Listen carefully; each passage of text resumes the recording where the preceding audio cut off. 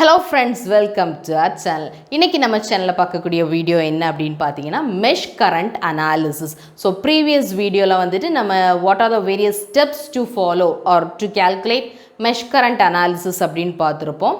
So அந்த steps எல்லாம் base பண்ணி நம்ம இன்னைக்குள்ள வீடியோல ஒரு ப்ராப்ளம் வந்துட்டு சால்வ் பண்ண போறோம். So ப்ராப்ளம் பார்த்துக்கோங்க. Determine the power dissipation in 4 ohm resistor. ஒரு 4 ohm ரெசிஸ்டரில் எவ்வளவு பவர் வெளியில் போகுது. Determine the power dissipation in 4 ohm resistor. So இப்படி ஒரு சர்க்கியூட் தந்திருக்காங்க. இதை வந்துட்டு எப்படி நம்ம சால்வ் பண்ணிக்கலாம் அப்படின்னு பார்க்கலாம். So first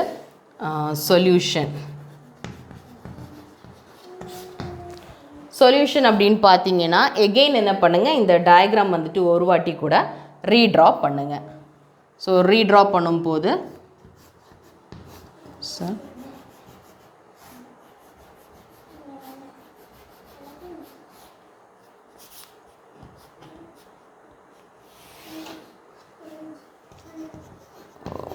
$50 volt, 10 volt, 6, 2, 5,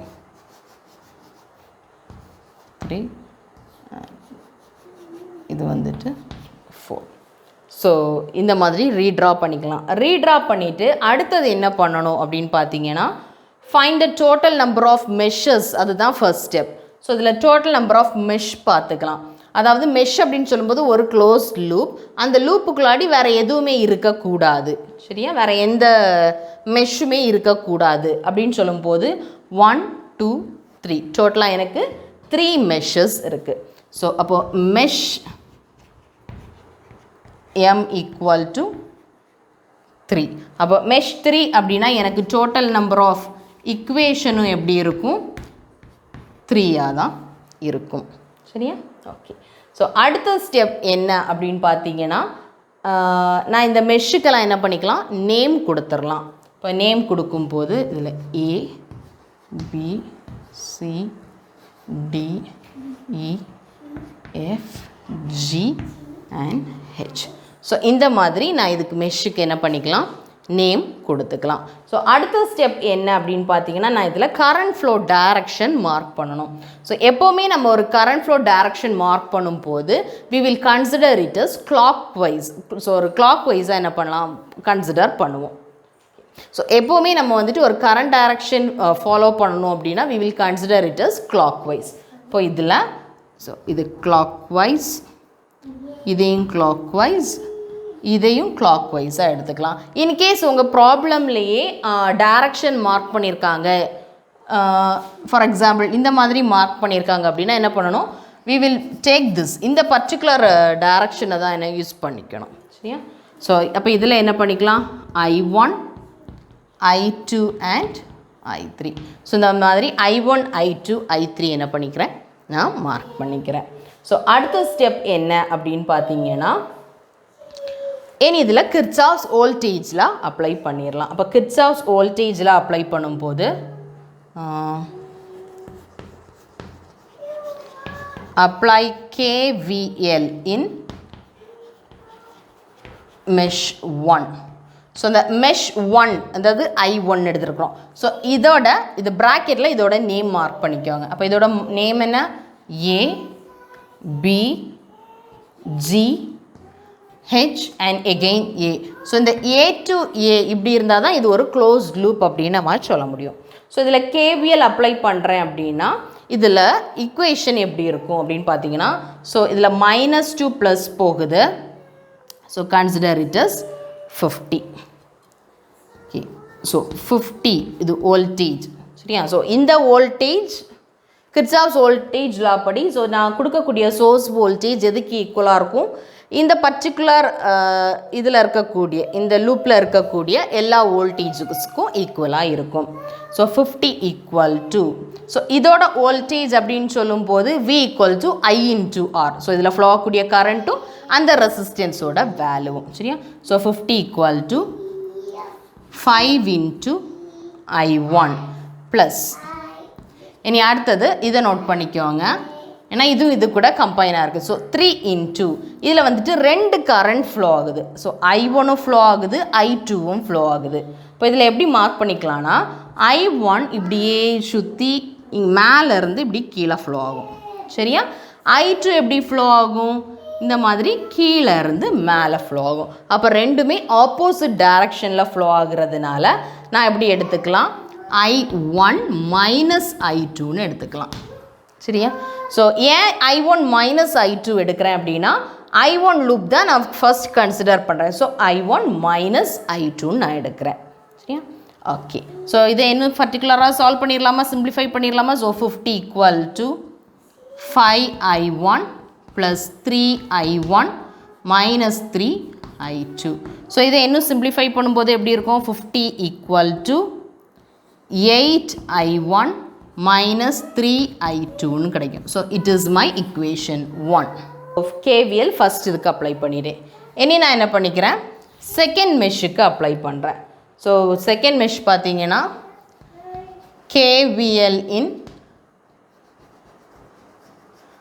mesh 2. So second mesh என்ன அது வரும்?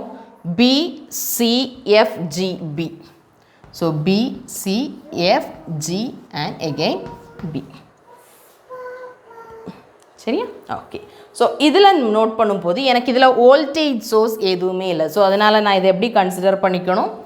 0 அப்படின்னு கன்சிடர் பண்ணிக்கணும். ஸோ 0 ஈக்குவல் டு இதில் எழுதும் போது ஸோ ஃபஸ்ட் இங்கேருந்து வந்துடலாம் 2. So 2I2. சரியா? ஸோ சோர்ஸ் வோல்டேஜ் இதில் இல்லை, அதனால 0 எடுத்துருக்கிறேன். ரிமைனிங் எல்லா ரெசிஸ்டர்ஸோட வோல்டேஜ் நான் நோட் பண்ணிக்கிறேன். ஸோ 2 இன்ட்டு இதை எப்படி according to Ohm's law V equal to I into R. So voltage எனக்கு தெரியணும். அப்போ நான் அதில் ஃப்ளோ ஆகக்கூடிய கரண்ட்டும் அதோட ரெசிஸ்டரும் நான் எடுத்துருக்கிறேன். So 2 into I2. ஸோ இதில் வரும்போது ப்ளஸ் 4 இன்ட்டு ஸோ இந்த 4ல் கரண்ட் பாருங்கள், இந்த I2 இப்படி ஃப்ளோ ஆகி இப்படி மேலே இருந்து இப்படி கீழே வருது. இங்கே பாருங்கள், இதில் கீழே இருந்து மேலே போகுது. அப்போ நான் இதை எப்படி எழுதிக்கலாம்? I2 minus I3. சரியா? I2 மைனஸ் I3 ப்ளஸ் இந்த 3 எடுத்துக்கலாமா? 3 எடுக்கும்போது இங்கே என்ன ஆகுது? ரிவர்ஸில் தான் போகுது. So 3 into I2 minus I1 நான் என்ன பண்ணிக்கலாம்? நோட் பண்ணிக்கலாம். சரியா? ஓகே. ஸோ இதை ஃபர்தராக சிம்பிளிஃபை பண்ணிக்கலாமா? So 0 equal to 2I2 plus 4I2 minus 4I3 plus 3I2 minus 3I1. So 0 equal to any I1 I2 I3 அந்த பேசிஸில் எழுதலாம். ஸோ இதில் I1 பார்த்தீங்கன்னா என்ன வேல்யூ வரும்? 3I1 அப்படின்னு வரும். I2 பார்க்கும்போது 2 4 6 6 plus 3 9. So plus 9I2 minus 4I3. So இந்த மாதிரி கிடைக்கும். சரியா?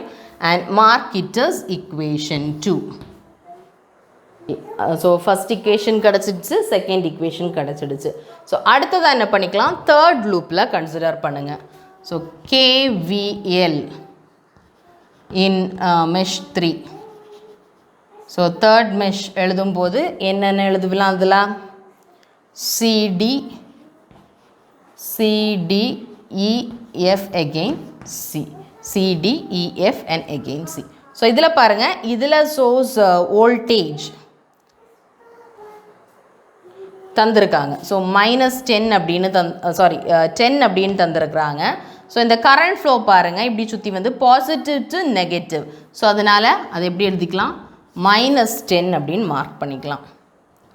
ஸோ மைனஸ் 10 ஈக்குவல் டு இதில் பாருங்கள், ஃபஸ்ட்டு இதில் நோட் பண்ணிக்கலாம்.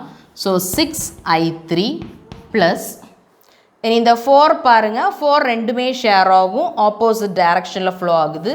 So plus 4 into I3 minus I2ன்னு கிடைக்கும். இன்னும் ஃபர்தராக சிம்பிளிஃபை பண்ணிங்கன்னா minus 10 equal to 6I3 plus 4I3 minus 4I2. So minus 10 equal to இங்கே I1 வேல்யூ இல்லை. ஸோ அடுத்தது minus 4I2 plus 10I3. So mark it as equation 3. 3 equation கிடச்சிருக்கு. இந்த 3 ஈக்குவேஷன் நான் எப்படி கேல்குலேட்டரில் சால்வ் பண்ணலாம் அப்படின்னு பார்க்கலாம். ஸோ இனிஷியலாக கேல்குலேட்டர் ஆன் பண்ணிக்கலாம். ஆன் பண்ணிவிட்டு இதில் மோட் அப்படின்னு இருக்கு இல்லையா, ஸோ இது வந்துட்டு நான் எந்த மெத்தடில் எனக்கு கேல்குலேட்டரில் நான் சால்வ் பண்ணணும் அப்படின்னு சூஸ் பண்ணுறது. ஸோ மோட் அப்படின்னு கிளிக் பண்ணிங்கன்னா ஃபஸ்ட்டு வந்துட்டு COMP அப்படிங்கிற நம்ம ஜென்ரலாக யூஸ் பண்ணக்கூடிய நம்பர்ஸ் எல்லாம் யூஸ் பண்ணிக்கலாம். அண்ட் 2 அப்படின்னு சொல்லும்போது இது காம்ப்ளெக்ஸ் நம்பர்ஸ் நம்ம இப்போ கேல்குலேட் பண்ணணும் அப்படின்னா இந்த 2 அப்படிங்கிற ஆப்ஷன் கிளிக் பண்ணிக்கலாம். ஸோ செகண்ட் இன்னொரு வாட்டி இந்த மோடை கிளிக் பண்ணிக்கோங்க. செகண்ட் டைம் கிளிக் பண்ணும்போது SDREG பேஸ் அப்படின்றது இது நம்மளுக்கு தேவையில்லை. அண்ட் தேர்ட் டைம் கிளிக் பண்ணுங்கள். ஸோ இதில் இக்குவேஷன் EQN MAT மேட்ரிக்ஸ் அப்புறம் VCT வெக்டார் இப்படின்னு இருக்கு. நமக்கு இப்போ இதில் தேவைப்படுறது இக்குவேஷன். ஸோ நான் என்ன பண்ணிக்கலாம், இதில் 1 அப்படின்னு கிளிக் பண்ணிக்கலாம்.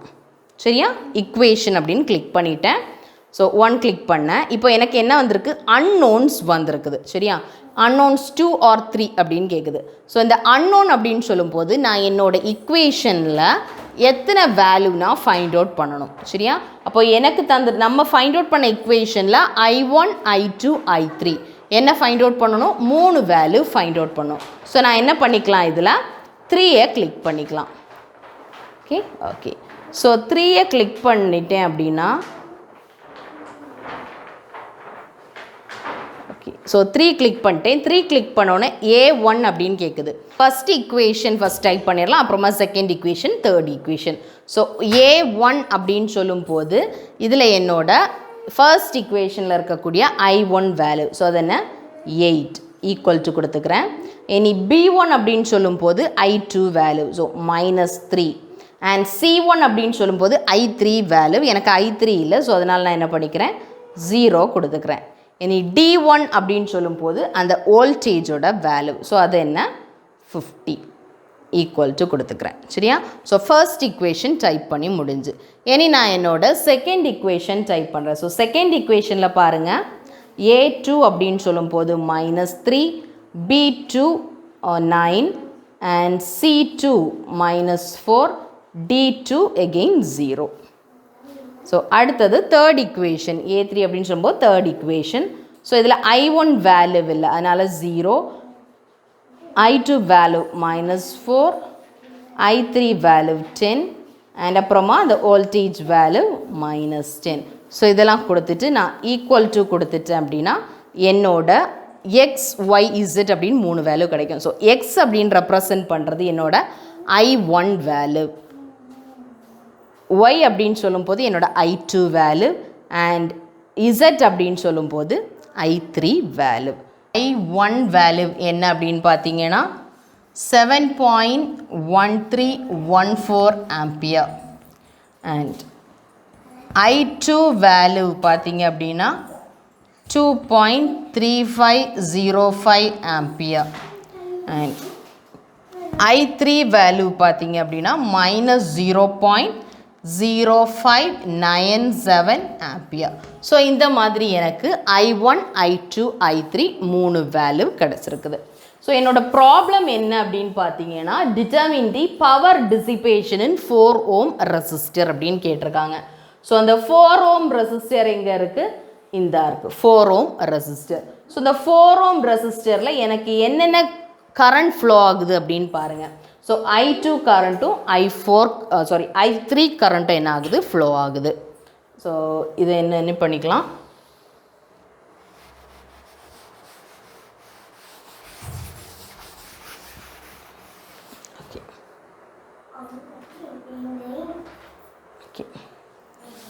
ஸோ இதில் பாருங்கள் எனக்கு I4 சரியா.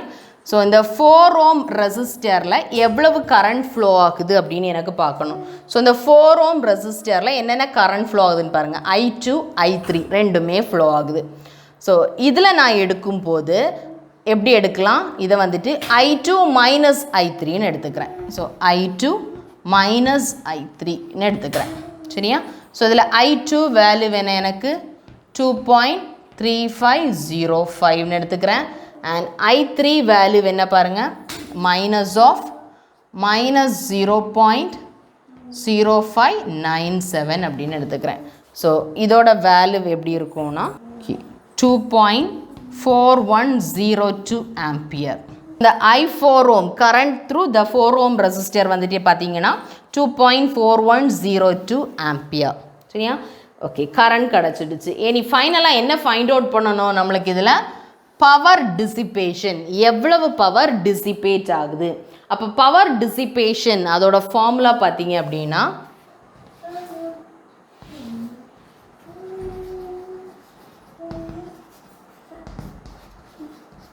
எவ்வளவு பவர் வெளியில் போகுது? So P equal to I²R. இதுதான் பவர் டிசிபேஷன். ஸோ இந்த I² வேல்யூ நம்மளுக்கு தெரியும். இதில் 4 ohmல டிசிபேட் ஆகுது அப்படின்னு கேட்டிருக்காங்க. ஸோ இந்த வேல்யூ நோட் பண்ணிக்கலாம். 2.4102 the whole square and the value of resistor is 4. So இதோட ஆன்சர் பாருங்கள். ஸோ ஃபைனலாக இதோட ஆன்சர் எப்படி இருக்குன்னா 23.236. ஸோ பவர் டிசிபேட்டட் இவ்வளவு வாட்ஸ் பவர். ஸோ இதில் இந்த I4 வேல்யூ, அதாவது இந்த 4 ohm ரெசிஸ்டரில் ஃப்ளோ ஆகக்கூடிய கரண்ட் வேல்யூ I2 மைனஸ் I3ன்னு எடுத்துருக்குறோம். ஸோ இந்த 4 ohmல நம்ம ஆல்ரெடி I3 மைனஸ் I2ன்னு எடுத்திருப்போம். சரியா? அது ஏன் அப்படி எடுக்கலை அப்படின்னு பார்த்தீங்கன்னா, ஸோ நம்மளுக்கு I3 வேல்யூ இருக்குது இல்லையா? ஸோ இது எப்படி இருக்குது? ரிவர்ஸில் இருக்குது. சாரி, இந்த நெகட்டிவ் வேல்யூவாக தந்திருக்காங்க. எப்போவுமே கரண்ட் வந்துட்டு நெகட்டிவ் வேல்யூவாக இருக்காது. சரியா? ஸோ அதனால் என்ன பண்ணியிருக்கலாம்? ஸோ நெகட்டிவ் அப்படின்னு வந்துச்சு அப்படின்னா ஒரிஜினலாக ஃப்ளோ ஆகக்கூடிய கரண்ட் டைரக்ஷனும் நான் அசியூம் பண்ணக்கூடிய கரண்ட் டைரக்ஷன் எப்படி இருக்குது? ஆப்போசிட் டைரக்ஷனாக இருக்குது. இப்போ ஒரிஜினலாக இந்த சர்க்யூட்டில் கரண்ட் ஃப்ளோ எப்படி இருக்கும் அப்படின்னு பார்த்தீங்கன்னா இந்த மாதிரி தான் இருக்கும். சரியா? ஆனால் நான் அசியூம் பண்ண டைரக்ஷன் எப்படி இருந்துச்சு? ரிவர்ஸில். நம்ம அசியூம் பண்ண டைரக்ஷன் கிளாக் வைஸில் அசியூம் பண்ணியிருந்தோம். சரியா? பட் ஒரிஜினலாக ஆன்டி கிளாக் வைஸில் என்ன ஆகுது? ஃப்ளோ ஆகுது. ஸோ அதனால தான் நம்மளுக்கு இந்த I3 வேல்யூ எப்படி இருக்குது? நெகட்டிவில் கிடச்சிருக்குது. சரியா? ஸோ நான் என்ன பண்ணிக்கிறேன்? அதனால இதில் I2 மைனஸ் I3ன்ட்டு கன்சிடர் பண்ணியிருக்கிறேன். மெஷ் கரண்ட் அனாலிசிஸ் வந்துட்டு ஒரு ப்ராப்ளமாக எடுத்து சால்வ் பண்ணியிருக்கிறோம். ஸோ மெஷ் கரண்ட் மட்டுமே இல்லாமல் ஸோ அதில் பவர் டிசிபேஷனும் இன்க்ளூட் பண்ணி சால்வ் பண்ணியிருக்கிறோம். ஸோ இந்த வீடியோ உங்களுக்கு புரிஞ்சிருக்கும் அப்படின்னு நம்புகிறேன். டவுட் இருந்துச்சு அப்படின்னா கமெண்ட் பாக்ஸில் போடுங்க. தேங்க்யூ.